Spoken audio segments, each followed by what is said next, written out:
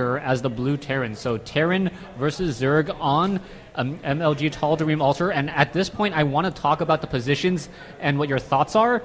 But I think if we talk about the positions and like in our theory, even theory crafting at this stage may give away the locations right now. Yes. So right now we have to just be patient. Just as a friendly reminder, I want to remind you that Noobasaurus is actually playing for Fullerton in the blue, and Vile Spanishiwa is going to be playing for Davis. Red. If you guys if you guys are looking at the stream, there should be the banner overhead. Fullerton is in blue, Davis is in red, and it's just we don't see that stream, and it gets a little bit more confusing for us. All right, so based upon this and based upon the build, and when do you think they should start scouting, and what do you think about, without giving positions away, what do you think are some typical builds Terran and Zerg could go for? Well, on this map, I love Hellions. Only because it's so big. I mean, you need something that's fairly quickly. You want to control the towers because the Lings will try to do run-bys. So that's why I prefer going for the Hellions. Sometimes you can get away with doing the 2 racks harass, but I feel like if that fails on this, I know you can follow up with going to FE, but I just feel like after that fails, kind of, your bunker rush, even if he had to pull drones and some, you don't really have that map control with the Hellion, like where you would have it with the Hellions. And this map is so big that they can take a Ninja Expo, and it's just too much map to cover and to not be aware of. Yeah, most definitely. Right now we're seeing some scouting by some of the players already. Both players scouting in, I believe, the similar directions, and we'll see when they will actually find each other. Still, we have a building being placed down here. Interesting or natural timing, nothing too out of the ordinary there, and an additional building here. So it looks like we could potentially have a long game if the game goes long. That doesn't make any sense, but you know what I mean. Yes, I do. So actually, if I'm, because I also play Zerg.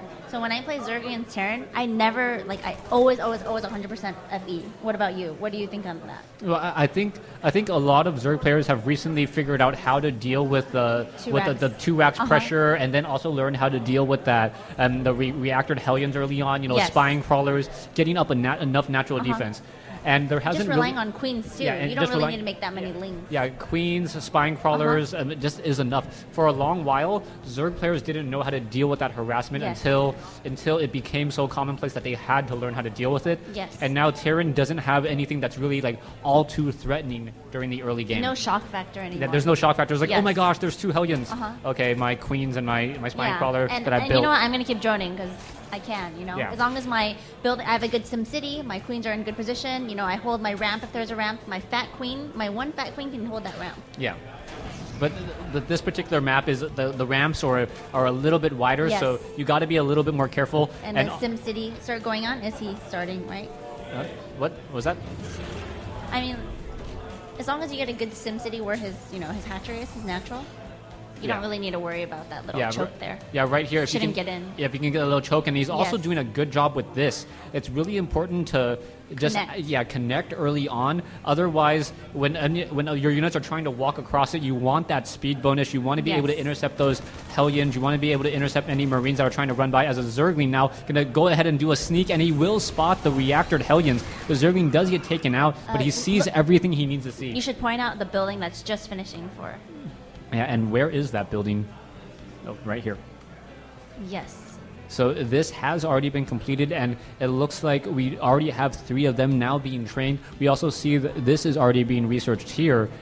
So the Lings will be moving about a little bit more quickly as we are going into a natural expansion. So both players going to turn into a quick economic game as Hellions try to test that front door.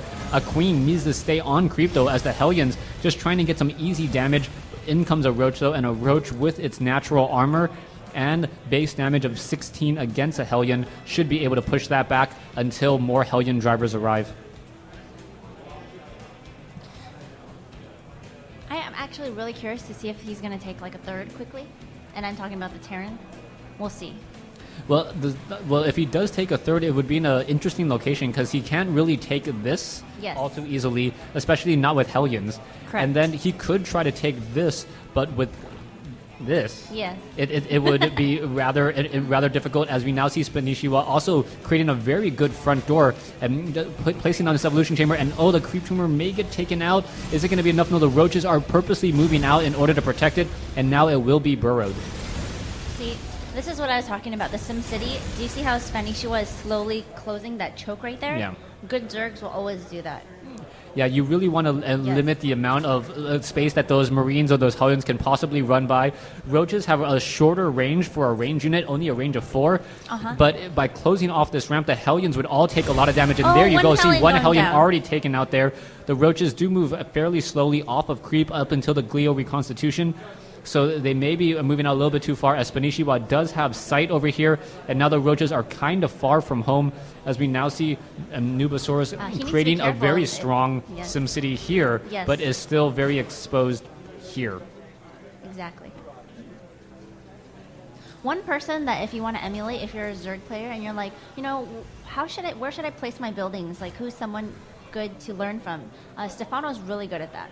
His buildings are always placed very well. I think he's one of the first Zergs to really take care of that, make sure that, it would block Hellions and so forth.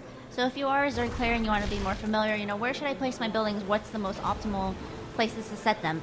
I really recommend him.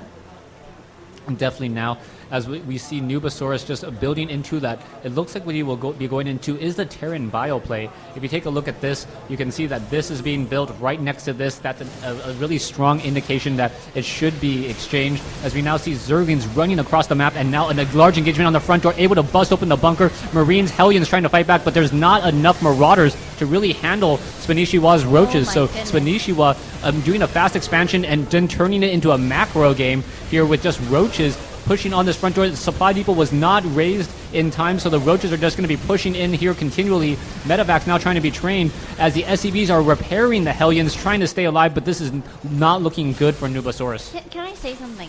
I'm very shocked that this Terran didn't react, because his Hellions were in position to scout all these Roaches. He saw that he was making more than 3 Roaches. I don't know why even a tank wouldn't come out, or at least a bunker. Because there's no... What can Hellions really do against Roaches? Yeah. I don't understand. Yeah, I really like Spanishiwa's attack in here. The first thing he did, I think when he came in, is he took out the tech lab. By taking out the tech lab, the Marines don't do well against Roaches either. So there was one Marauder inside the bunker on the front door, and all the Roaches did was, I'm just going to focus it down, take it down, and now there's not much you can do. I mean, it was really risky for that Terran, and that's why this happened. Yeah, I mean, the Hellions are there for map control, scouting, deny creep, deny that third, etc. But he saw those Roaches, so his reaction should have been like, I can't hold it. I only have Hellions and Marines, so I'm kind of shocked that he didn't, wasn't as prepared as he should have been. Yeah, definitely. Right now you're seeing Mars Marines just getting taken out. There's one medevac, not very much energy. The Marines are going to try to fend off this attack, and it looked like they will be able to do exactly that. But currently the harvester count 30. Actually, I couldn't even say harvester count. Yeah, you this can't. number versus this number, if the observer could pull up the units tab. Yeah, definitely in favor of Zerg at this stage. I mean, now he's switching it, but I feel like he made Hellions for way too long, knowing that his Zerg opponent was investing in Roaches. There's no reason why you should keep continuing making that many Hellions. You should have swapped out and made that tech and made that tank a lot sooner. Yeah. So he's in a real uphill battle to climb. You can see that there's really not much coming in terms of both sides. And perhaps both players are just looking to macro up.